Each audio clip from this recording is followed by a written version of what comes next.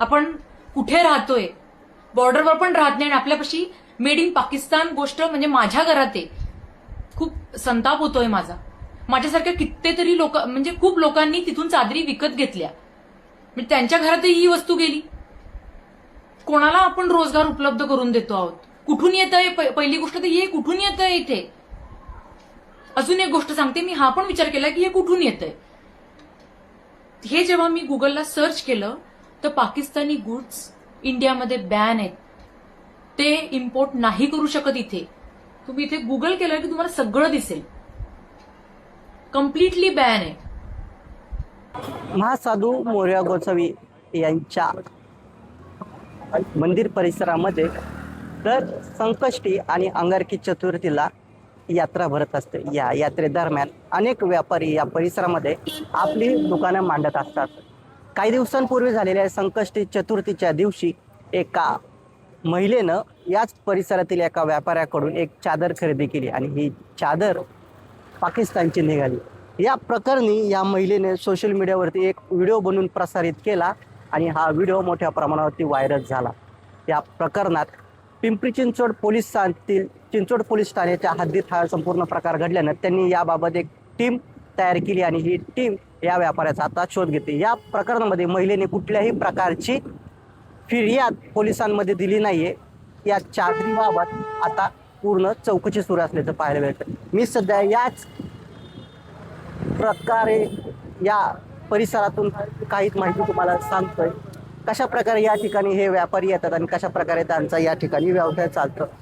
दादा काय सांगाल, प्रत्येक अंगारकी आणि संकष्टी चतुर्थीच्या वेळेस इथं यात्रा भरत असते मोठमोठे प्रत्येक अंगारकी आणि संकष्टी चतुर्थीला खूप मोठी यात्रा भरते आणि मुंबईवरनं पुण्यावरून खूप लांब लांब व्यापारी लोक येतात इथं आणि पूर्ण जवळजवळ चिंचवडमध्ये पूर्ण सगळीकडं विक्रेते बसलेले असतात. त्यात जास्त करून म्हणजे बाहेरची लोक खूप असतात विकायला. आता ही चादर जी पाकिस्तानमधनं चादर आली, आता तो जो व्यापारी होता तो दर चतुर्थीला इथे येतोय असं आम्हाला कळालंय. तर त्याच्यावर त्यांनी अजून दुसरा काय माल आहे का, त्याच्याकडे अजून दुसरं काय वस्तू त्यांनी विकली आहे का, काय आजूबाजूच्या दुकानात, हे सगळं आपल्या चिंचवड पोलिसांनी ह्याच्यावर सखोल चौकशी केली पाहिजे. पूर्ण सगळं म्हणजे आपल्या महानगरपालिकेने की बाबा इथं जे लोक बसतात की त्यांचा ID प्रूफ का, कुठून आले तुम्ही, कुठला माल आहे, कुठून आणला का, सगळी पूर्ण चौकशी केली पाहिजे. कारण आता ही पाकिस्तानी चादर आज म्हणजे ह्या चतुर्थीला पाकिस्तानी चादर आज आपल्या इथं सापडली, उद्या काही सापडू शकतं, काही होऊ शकतं. म्हणजे आपण सेफ नाहीये, त्याचा अर्थ म्हणजे आम्ही सेफ नाहीयेत. कारण पाकिस्तानातून आता चादर येते म्हणजे तो माणूस पण कुठला आहे, काय आहे, हे सगळं प्रशासनाने पूर्ण म्हणजे याच्यावर लक्ष घातलं पाहिजे.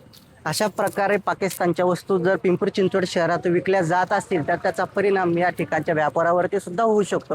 आपल्यासोबत इथले काही व्यापारी आहेत. दादा काय सांगाल, आपल्याच परिसरामध्ये पाकिस्तानी चादर आढळून आली, एका महिलेने ती खरेदी केली, त्याचा व्हिडिओ प्रसारित होतोय. तुम्ही कित्येक वर्षांपासून या ठिकाणी दुकान आहे तुमचं, काय सांगाल? 30 वर्षापासून माझे इथे दुकान आहे.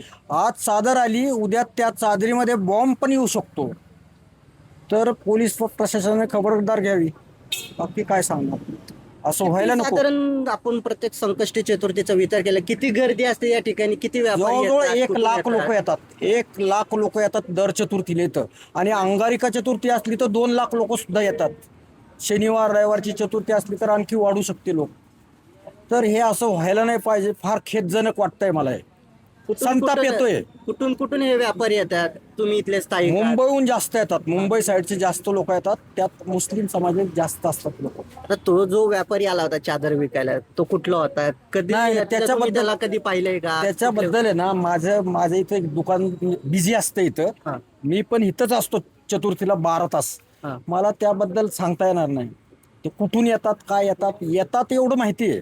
पण ते प्रत्येक चतुर्थीला येतात? प्रत्येक चतुर्थीला जवळजवळ आहे ना 1001 लोक येतात मुंबईहून. आणि ते काही विकायला येतात. त्याच्यातून ते काय आणतात, काय नाही आणत. आज चादर आली, उद्या बॉम्ब येऊ शकतो चादरीमध्ये, काही होऊ शकतो. पिंपरी चिंचवड पोलीस महानगरपालिकेचा अतिक्रमण विभाग या ठिकाणी येऊन त्यांनी पाहणी करून गेले? नाही, माझ्या देखत तरी नाही पाणी करून गेले ते. कुणीच आलं नाही इथं. पण असे तुमच्यासारखे मीडियावाले बरेच येऊन गेले.